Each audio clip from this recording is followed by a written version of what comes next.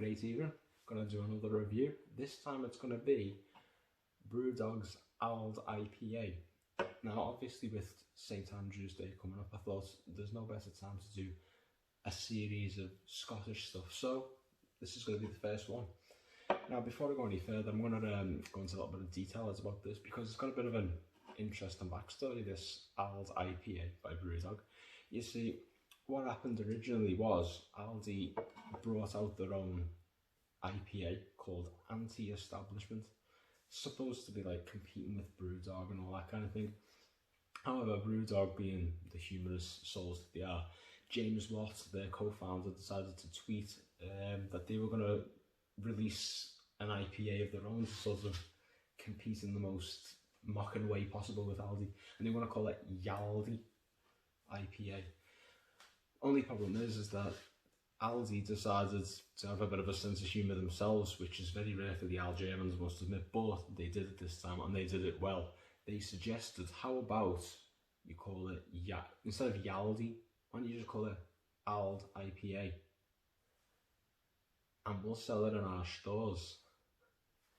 And we'll make you some money, we'll make a bit of money for ourselves. Fun, fun, fun.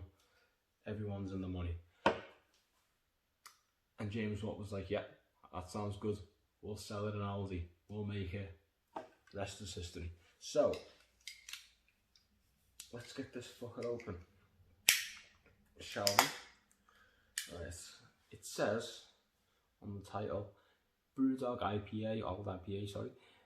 United we stand for better beer, fiercely defiant and independent. Nice. It's also brewed in Ellen, which is in Aberdeenshire, which is in the northeast of Scotland, like near where the North Sea is. Famous for its Angus and also the football team who were good in the 80s but are shit now. And also being like a fishing port and stuff because it's close to the North Sea. Right. Nonetheless, let's get back to the beer, shall we? It is 4.7 volume and it's 2 pint. What the fuck that means? Must be made out of trousers.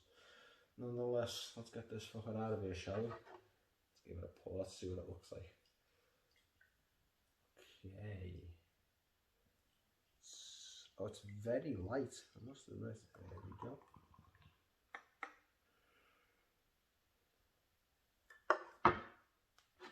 Yeah, it's a lot lighter than the usual stuff that I get, like, I must admit. Let's have a bit of a waff.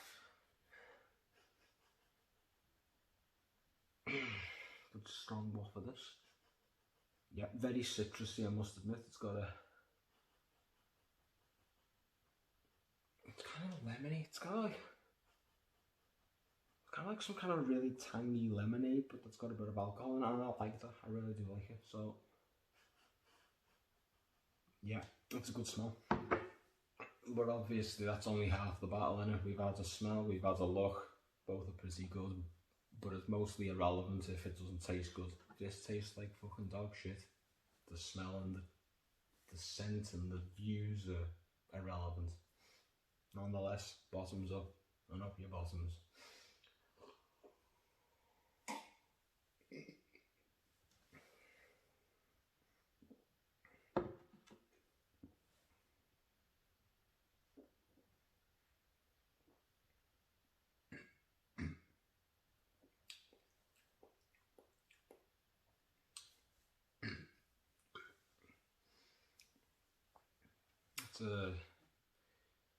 You can taste the citrus vibes going on, and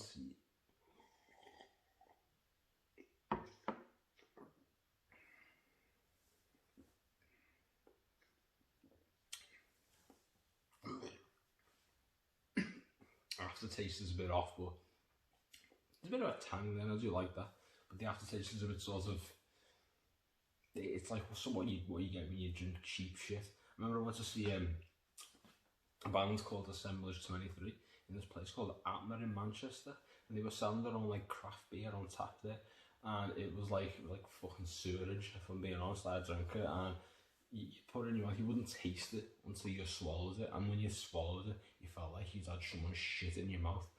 This is not as bad as that, but it's the aftertaste is a bit.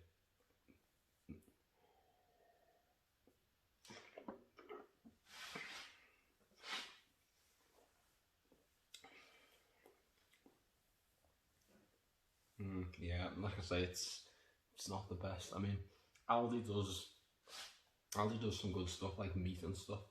They also do Bramwell's mayonnaise, which is just the bane of my fucking existence. I mean, it's not even fucking mayonnaise. It's basically just white sauce with no taste to it. You know what I mean? You know, fucking some poor fucking chicken was aborted for that shit. You know, it's horrible. There's just nothing to it. I mean, if I ever have mayonnaise with something, I don't fucking, and someone gives me Bramwell's, I basically just throw it back at them, and I'm not even joking. I literally just fucking get it, like, just no, give it, take it back. I don't want it. Fuck off. You got Heinz mayonnaise, perfect. If you got Hellman's, I'll take that as well. Bit eggy, but fuck, I don't care. If you want to be a bit exotic, give me a bit of vineyardy.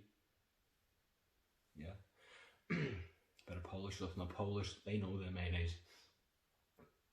Don't give me fucking Bramwell's.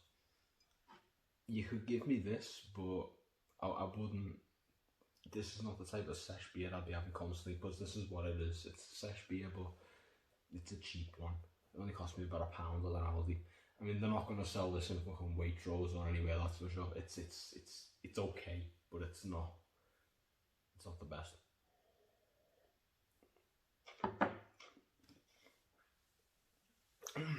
But nonetheless, at least it's Scottish and it's relevant to the time right now, because, you know, St Andrew's Day is on its way. Next couple of videos are going to be a bit Scottish as well. I'm going to be doing McEwen's Champion, maybe even a little bit of Bells as well. Yeah, I get Tennent's, but no one in Scotland likes Tennent's. I've been told that it tastes like piss, or it's pish as they say over there.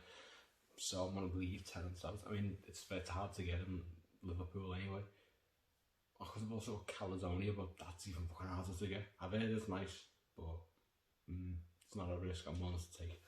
So yeah, next up, McEwen's Champion. McEwen's Champion's a fucking big one as well. That'll fucking get you twatted. Not a sesh beer, it'll just fuck you up.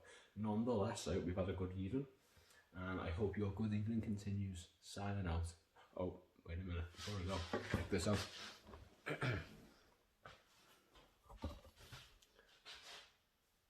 Where's it go? Oh, that fucking size of that bastard there. That's a fucking big spider. That's a big fucking spider right there. Glad I've just got a phobia of heights, because if I was afraid of spiders, I wouldn't be making this video right now. I'd be just running out the room screaming like a bitch. Anyway, signing out. Take care, everyone.